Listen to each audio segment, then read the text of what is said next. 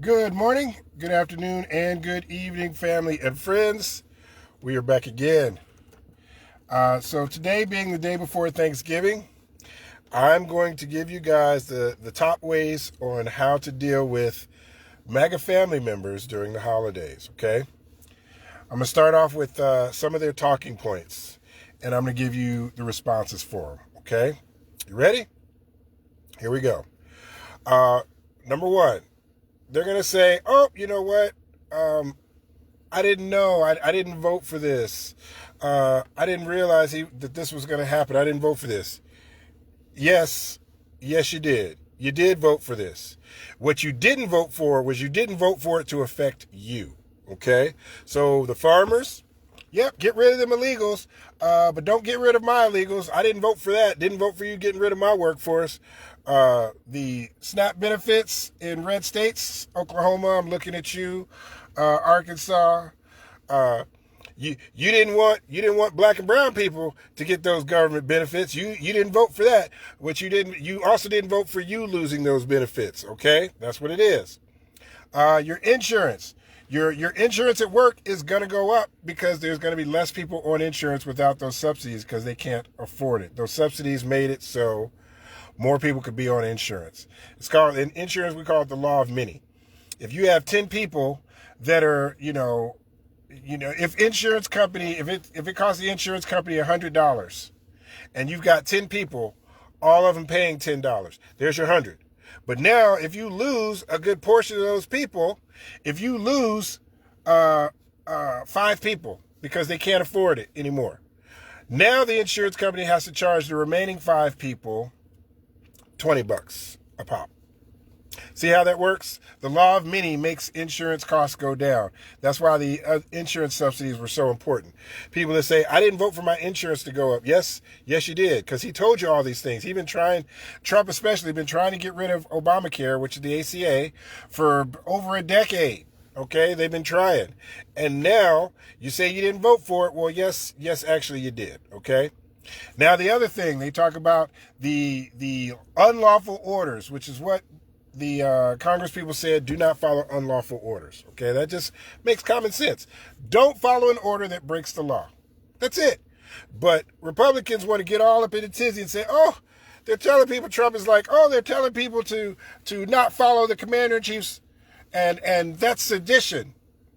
You mean sedition like the hundreds of people that were convicted for January 6th, they were convicted of sedition that you just pardoned? Is that what you're talking about? Are you trying to deflect? Like, don't let them get away with that.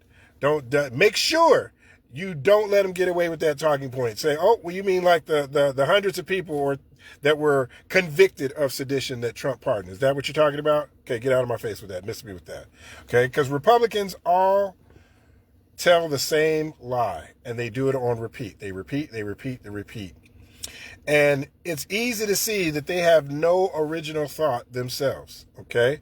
And then they try to gaslight when they get embarrassed, when they get caught, okay? Let me give you another example. America first. When they say America first, that only applies to white people. That's what they mean. When they say America first, they mean white people, because they don't want America first to apply to black and brown people. When they say they're anti-woke, that's code word for anti-black in their minds. Now, woke doesn't just narrowly mean black, but that's the way they look at it. Anti-DEI, that means anti-black. Okay? And granted, the people that benefited the most from DEI were women, white women, to be honest with you, but that's beside the point. When Republicans say that, that's code for anti-black. Anytime they say something, oh, that's woke. I'm anti-woke or I'm anti-D. What they really mean is code word for anti-black. Okay? When they talk about welfare, they think black people are on welfare. When the majority of people on housing and food stamps are white people. Okay? The people that get the most government handouts, whether it's subsidies for the farmers, whether it's housing, whether it's tax breaks for the rich, whether it's bailouts for white companies, white people get the most government subsidies out of anybody, okay? But they don't want to talk about that. When they say something negative, what they really mean is black, okay? Because that's code word, okay? And finally, Epstein. Okay? Here's the thing. For Democrats or whatever, we don't care if there are Democrats in the Epstein. We don't care who's in there. We just want all the perpetrators exposed. Okay? And that's the difference between what Democrats want and what Republicans want. Because Republicans want to downplay Trump's involvement and downplay Trump being in the Epstein files and make up excuses why it would be okay for him to be there, why it's all right for him to be there.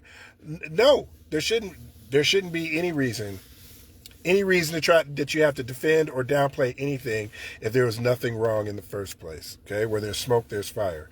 All right, so we don't care who's in there. We don't care. We want everybody in there exposed and everybody in there prosecuted. Meanwhile, Republicans and MAGA, they're busy trying to protect Trump and anything that he could possibly be guilty of. Okay, and as far as why they voted for Trump, it's not because he was a good businessman. He did not start from the bottom and work his way up top. He inherited millions. He was given millions by his daddy. And he filed bankruptcy. I don't know, 6, 7, 8 times he filed bankruptcy. So he lost money. That showed he was not a good businessman, okay? Now at 80, 70, something, 80 years old, he's finally a billionaire. Why? Because he became president and he used the office to enrich himself, which, by the way, is against the rules. It's against the law, but he doesn't care. He does it anyway. By hook or by crook, he's been doing things his whole life, and now he's finally in a position where he can just ignore the law. Now he became a billionaire. It took him 80 years, or I'm sorry, 70-something, 80 years, whatever, okay? It's not a good businessman, okay? Anyway, those are some talking points for you. Hope that helps. And you guys have a good afternoon.